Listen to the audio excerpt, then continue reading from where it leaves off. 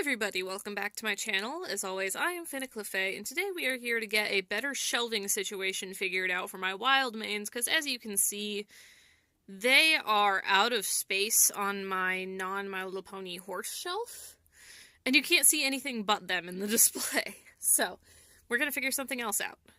So for the first shelf, we're going to start off with this box, and I'm going to, since it only has this one window, I'm going to use some recycled plastic to give it more windows, and I'm going to use art from the other boxes to put between them. So yeah, I'm going to cut off this part, and we'll talk after that. Alright, we've got the hole cut out for the windows, so I'm going to put in these pieces of box art as the background. I misjudged how much space there is at the back here, so I'm not entirely sure if we're gonna use that part for Cherry, but I'm going to put in at least one window and see where we are. Alright, I figured out windows and Cherry's art, but that means that this part looks real ugly, this part looks ugly, and this part looks kinda ugly, but not the most ugly. So I'm gonna cover those up with other box art and stickers. Okay, it looks like shelf 1 is done. I got as much box art on there as I could get away with, and I think it looks pretty good.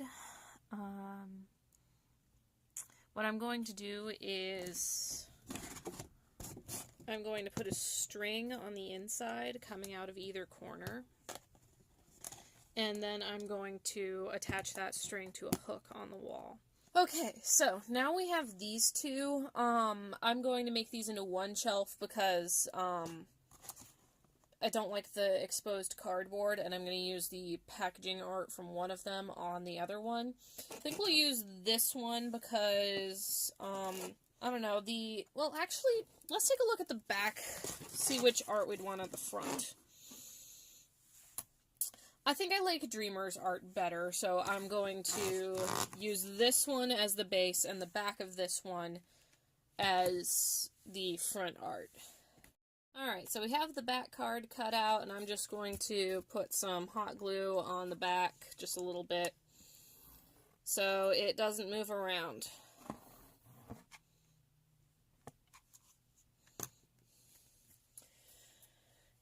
And slot it right on in there. She might be a little bit wide. I'm not smart. Okay, I need to trim her down.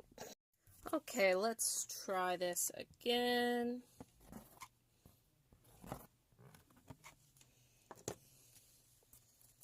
And then grab her, slot her right on in.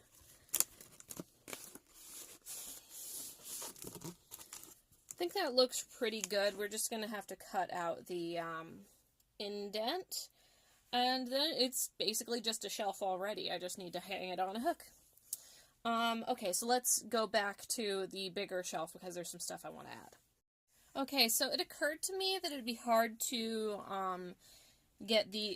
see the horses over the box art because it's covering so much of the windowed area that you couldn't see their feet. So I am starting to cover the bottom in all of my scrap cardboard from this project, so that they have a little bit of a lift, and I might bring it up to like the bottom of, like a little bit below the bottom of their lowest point, and I think that'll look real cute. So I have it up, and it looks great. Problem.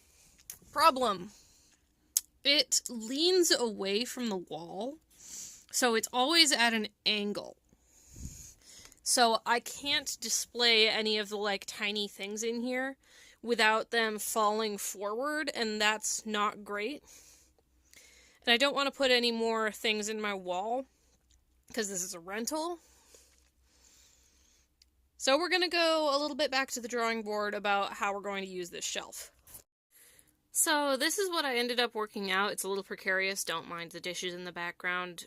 It's a little precarious, but I have all of the really small pieces in the box, so I'm less worried about losing everything now.